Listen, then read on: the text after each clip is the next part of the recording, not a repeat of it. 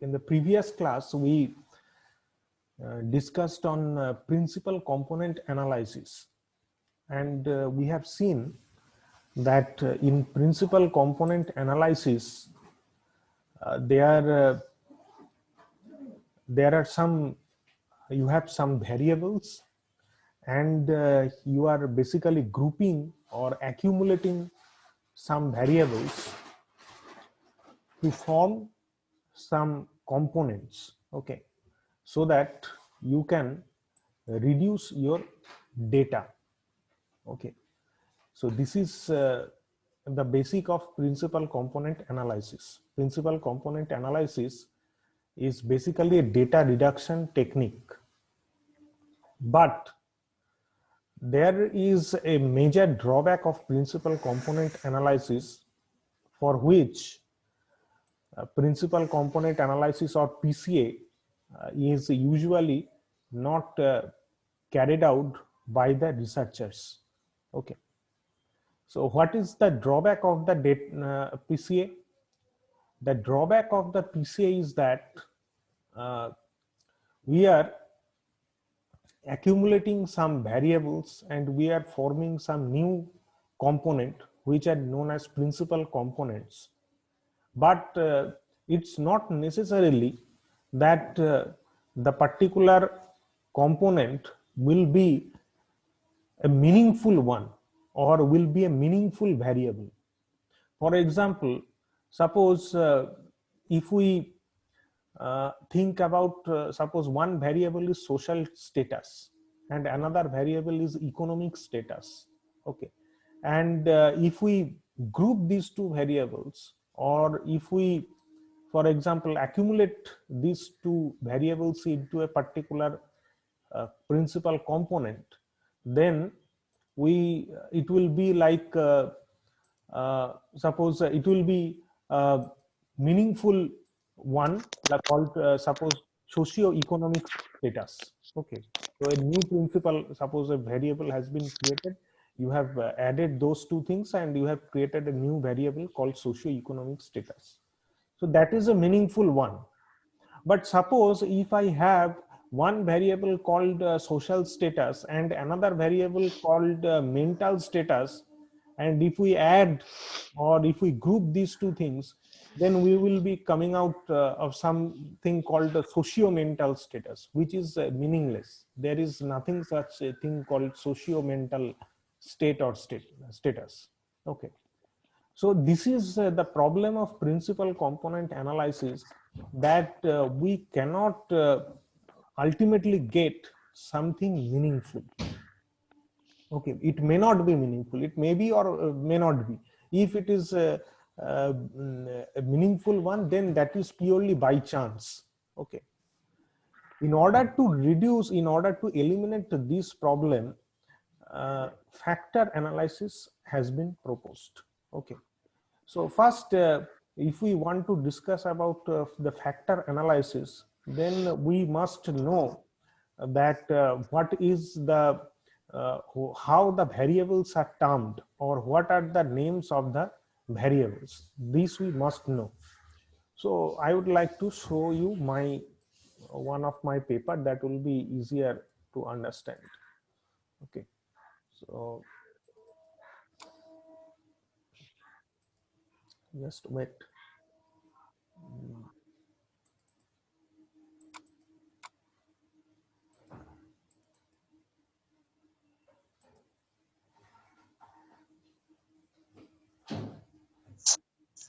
Yes, it has opened.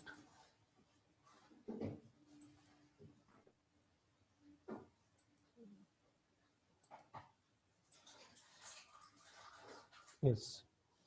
So you can see that this paper was published in Journal of Cleaner Production. I have previously also showed you this paper.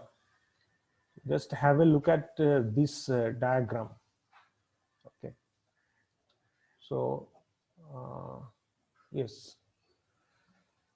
So in this diagram, forget about MOP this variable, forget about NOP this variable. Think you assume that there are no such variables called MOP and NOP. You just think about EP and FP. Okay. EP is actually the environmental proactivity, and FP means it is the financial performance. Okay. Now, the hypothesis is that environmental proactivity is positively correlated with financial performance. This is the proposed hypothesis. Okay, that means research hypothesis or alternative hypothesis. Now, the environmental proactivity, you can see that this is independent variable, and FP or financial performance, this is the dependent variable. Okay. Now, under EP, there are some other variables. Okay. These are basically part of the independent variable. EP1, EP2, EP5, EP6, EP7, EP9, EP10, EP11. And under FP, there are also some variables called FP1, FP2, FP3. So these kinds of variables are there. Now, what is EP1, EP2? These variables are actually related to environmental proactivity. For example, you can see that this is EP1, top management support or commitment and manpower involvement, including environmental training. EP2 is approach to increase environmental expenditure. EP3 is approach to maintain regulations imposed by the government and stakeholders. EP4 is approach to have ISO 14001 certification.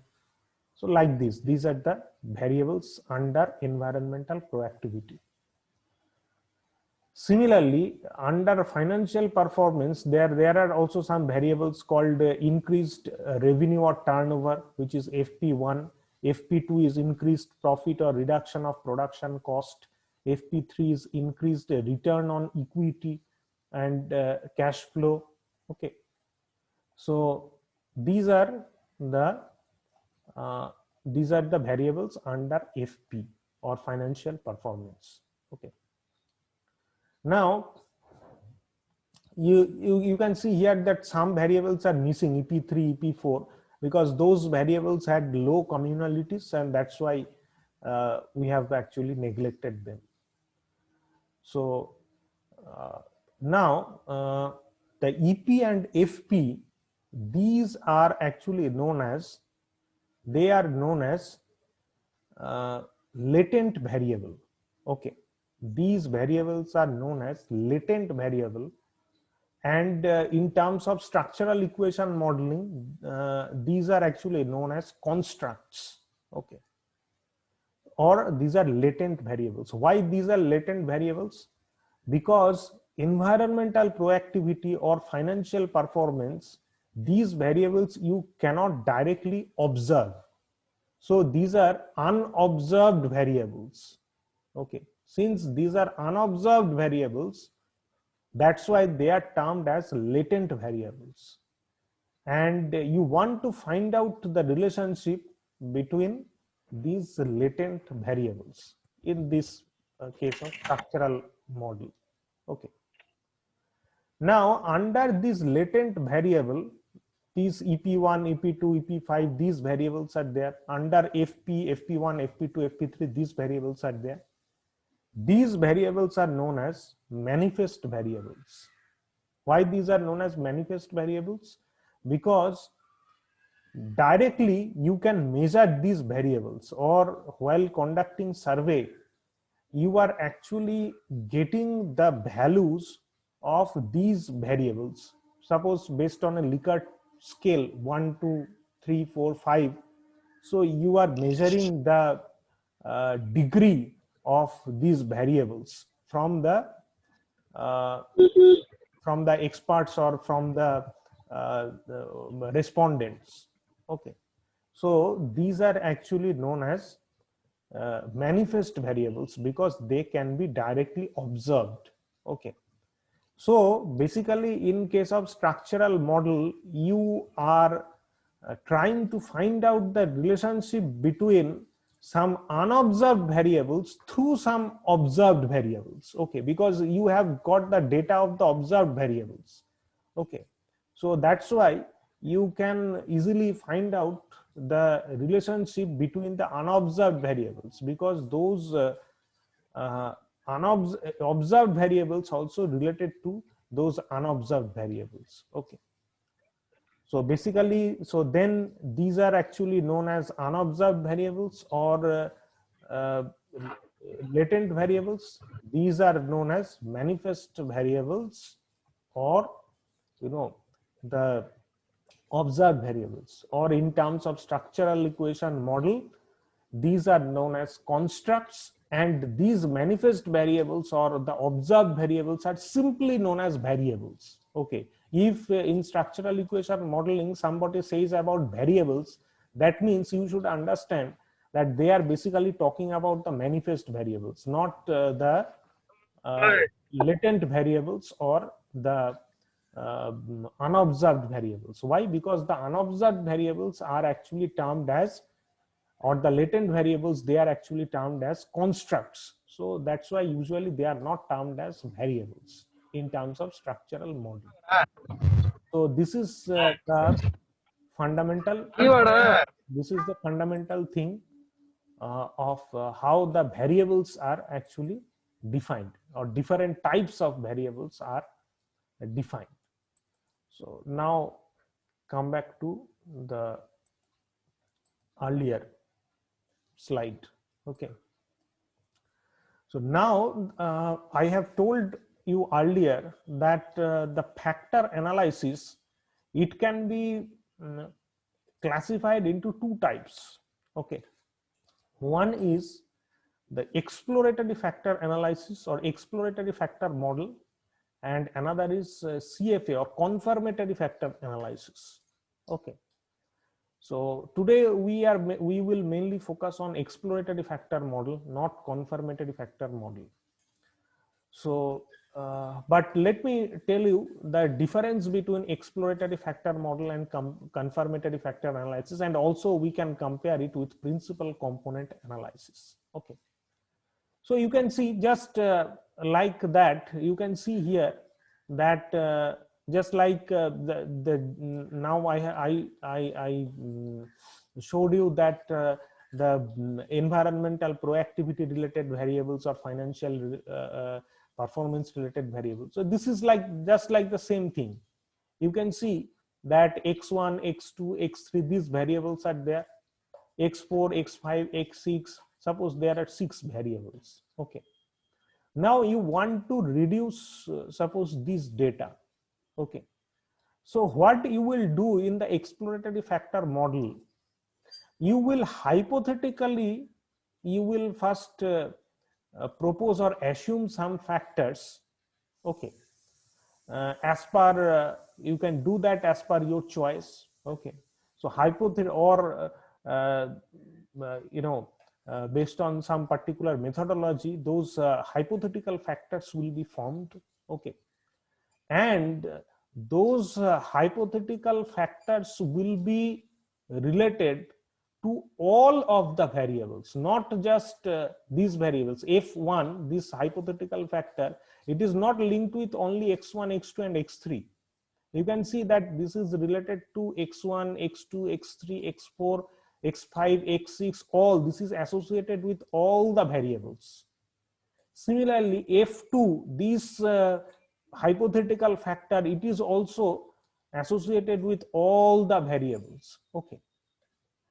So in this way, this is actually the mathematical formulation. You can see this is the general form and this is the mathematical form, that x1 is equal to I11 f1 plus I12 f2 plus the error term, x2 is equal to I21 f1 plus I22 f2 plus e2.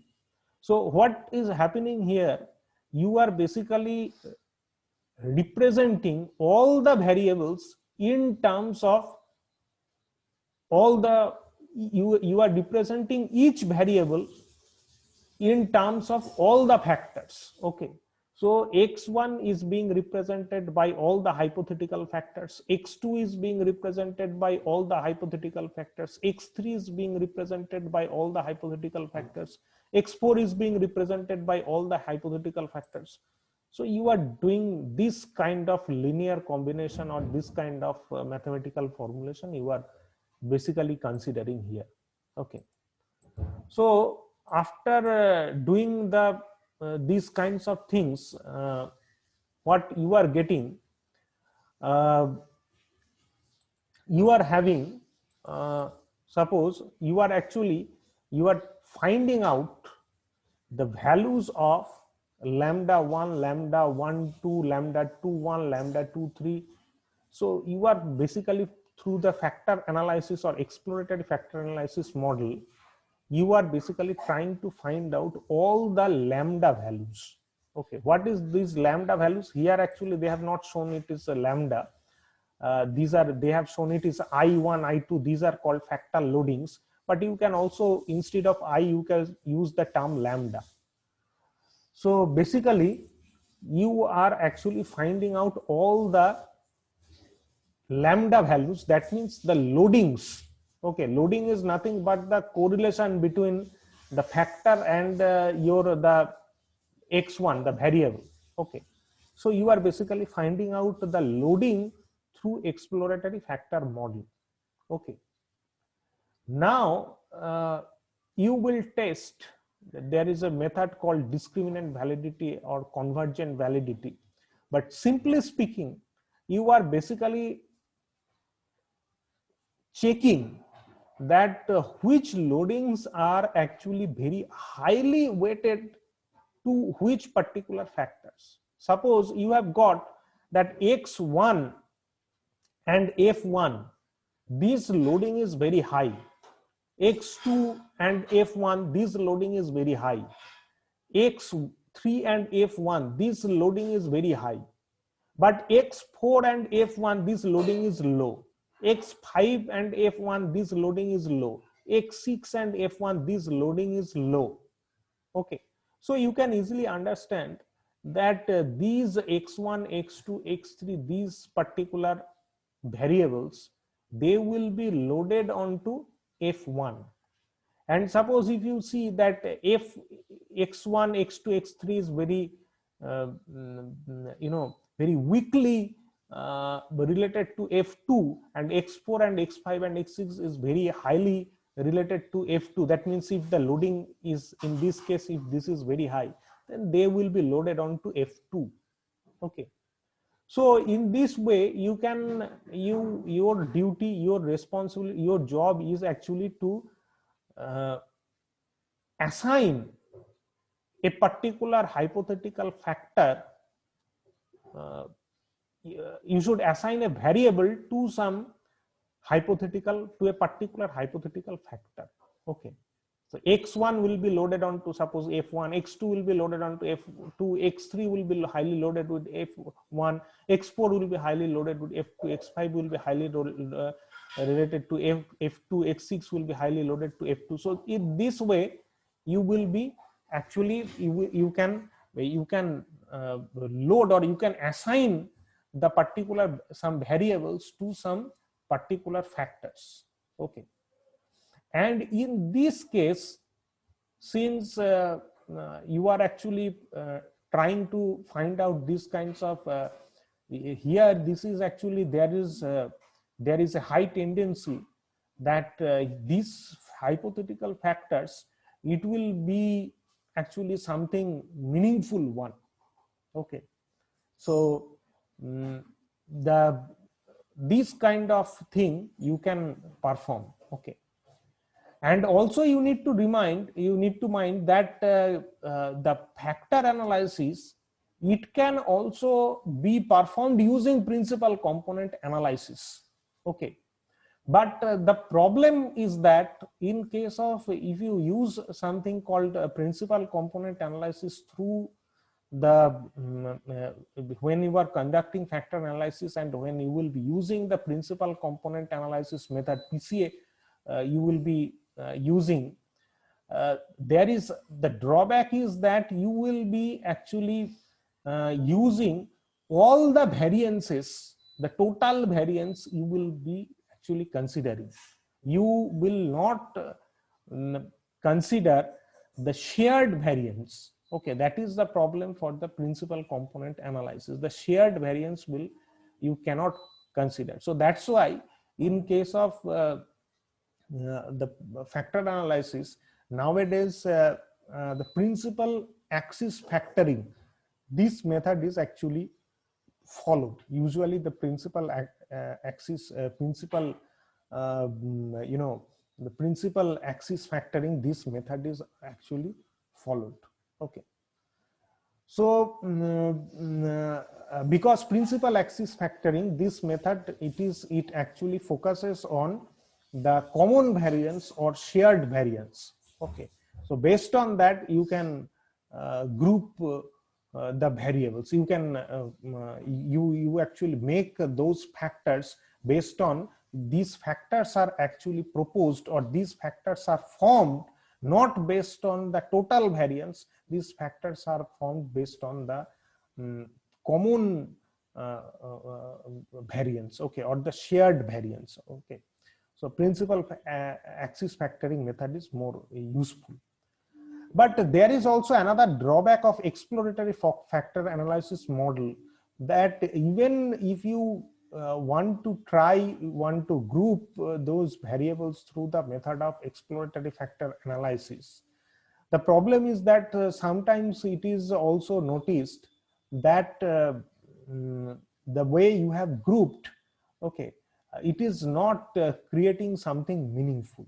Okay, suppose you are seeing that suppose operations research, statistics, and suppose literature subject, they are very highly related to F1, okay, one factor. So the problem is that how you can name this factor, okay, because ultimately you need to have to give some name to the hypothetical factor after the grouping. Okay, so how can you name the factor? If it is suppose operations research, statistics, suppose analytics, then you can give a name to the factor, that these are talking about the mathematical skills or analytics like thing. Okay, or suppose if English, literature, history, then these are related to arts group. So you can give a proper name to the factor. Okay, but here the problem is that you cannot give such kind of, you cannot give such type of name if there is some mismatch. Okay, that is a problem for the exploratory factor model. Okay, so that's why exploratory factor analysis, this model is also not very much used by the researchers. The researchers, they mostly use the model that the researchers mostly use, that is actually your confirmatory factor analysis model. Okay, this model is highly used by the researchers, the confirmatory factor model. Okay, what is confirmatory factor model? In case of confirmatory factor analysis or confirmatory factor model, you do not propose some hypothetical factor. You already propose you already propose, you have, or you already propose some real factor, okay, based on the literature review. Okay, after that you actually you verify that the variables that you have proposed, whether the variables are really highly loaded onto that particular factor, in order to you know check the discriminant validity or the cross loadings. Okay, so and you confirm that whether really it happens or not. Okay, and even for if you use structural equation model, then earlier you need to use the confirmatory factor analysis model. Usually when you will carry out your research work first, and if you want to implement structural equation model, first you need to do the confirmatory factor analysis model. After that you need to conduct structural model. So first is confirmatory factor model, then is your structural model, because this is very, very important, I'm telling you, because ultimately you will be dealing with this thing. Okay, suppose you will be, what you will do, you will first do in your research work, you will first do the literature review. Okay, after conducting the literature review, you will find out the constructs or the uh, unobserved variables. Okay, and under those unobserved variables, which particular observed variables or the manifest variables will be there, that you will also figure out. And you will then, you will propose some hypothesis, and you will actually form the structural model that you will form. Okay, and after forming that structural model, you will be implementing the confirmatory factor analysis model, you will validate it, and then you will be uh, mm, you will find out the results of the structural equation model. Okay, so just have a look at this. I think if I show you my paper, then that will be easier for you to understand. Okay, so I'm making the new share. Okay, yes, you can see that in my paper what I did, I in my paper i I did the literature review. Okay, so after doing the literature review, I have found that there are different constructs or which are unobserved variables. Those things I have found out. Okay, you can see that there are 4 unobserved variables that I have found out, and under those unobserved variables I have also found some observed variables. Like under environmental proactivity there are some observed variables, under MOP there are some observed variables, under NOP there are some unobserved observed variables. So all the different types of observed variables I have found out, and also I have given here the sources or the references from which I have found those variables. Okay, this is very important, because whenever you will be proposing some hypothesis, you need to uh, actually mm, uh, you need to show that the justification of the hypothesis, that is very important. You can see here that I had 3 research hypotheses. Okay, I had 3 research hypotheses. Like for example, this is hypothesis 2. Okay, suppose for example this is hypothesis 1. Before hypothesis 1 I have written so several things. Before hypothesis 2 I have written several things. Okay, so these are basically the justification of the hypothesis, that why this hypothesis testing is important. This is very important. Unless you write this paragraph, okay, unless you write the justification of the hypothesis, why you are proposing the hypothesis, your hypothesis will be not accepted by the reviewers.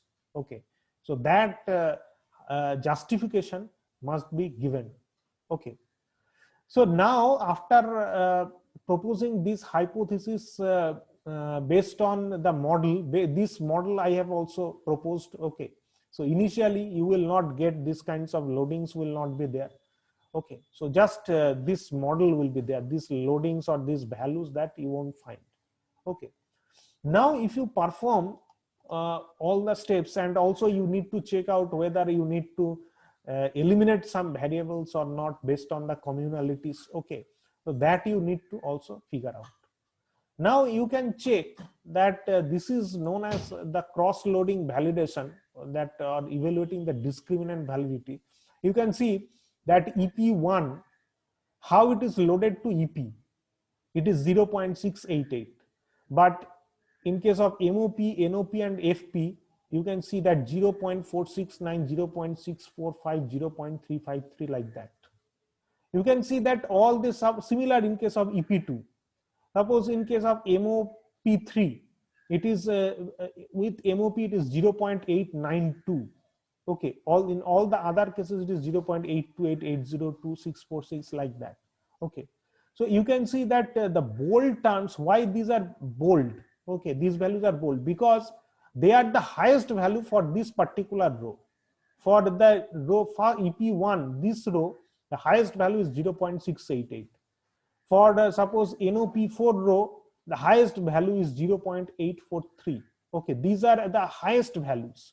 And if you have a look at this table, the highest values are, you can see that the constructs, the variables have the highest loading with the construct that they belong to. Okay, so that means, that indicates that what we have proposed, the framework that we have proposed, it is being verified, because EP1 is really, it is loaded onto the factor of EP or the construct EP.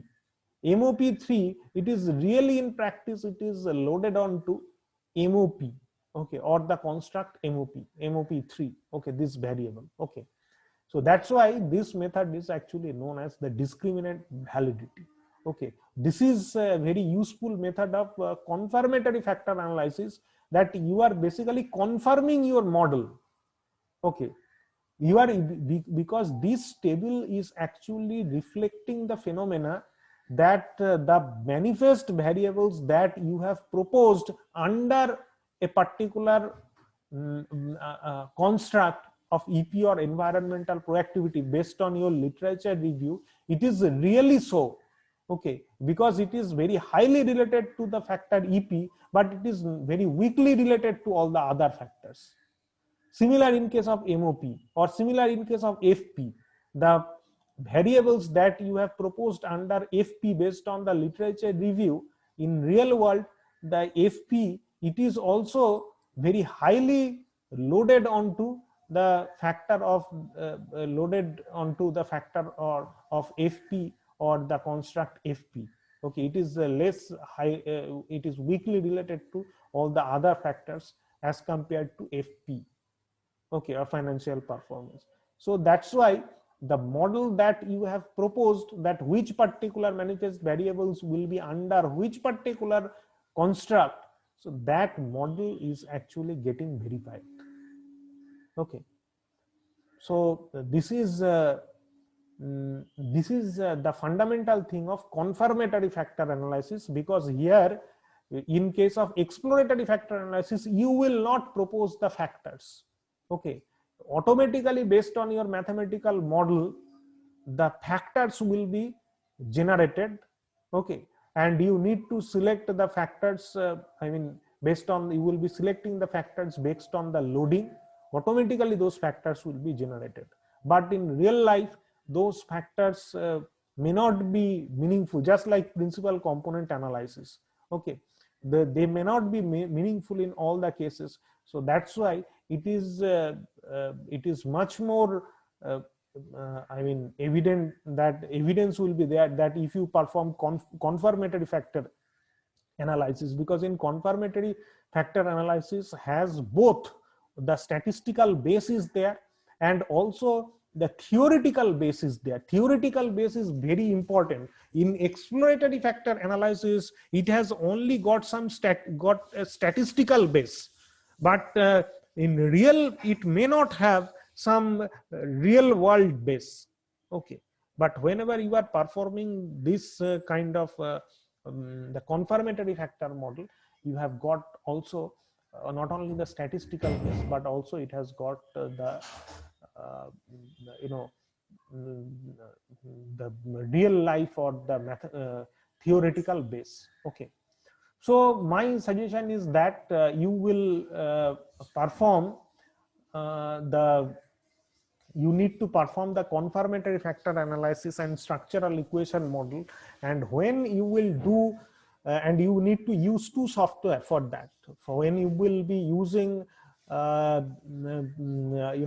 the confirmatory factor analysis model. I used to prefer SPSS for confirmatory factor analysis model, and then I use uh, smart PLS for carrying out the structural model, okay, or structural equation model. And in case of uh, when there you need to give an option that which oh, hmm, and you need to give an option that which particular method you need to use, okay. You many of you select the method of principal component analysis under factor analysis, but don't use factor principal component analysis. It is better to use the principal axis factoring method, because in case of principal axis factoring method, you formulate the hypothetical, you formulate the barrier, the factors based on the common variance. So principal factor axis method that you need to select, okay. So now we can take a look at mm, that some statistics with the factor analysis, okay. You can see communality, eigenvalue, factor loadings, factor loading plot, factor matrix, okay, these are there. So what is it is now less than 1 minute, so after that we can rejoin, okay. So communality is the amount of variance a variable shares with all the other variables being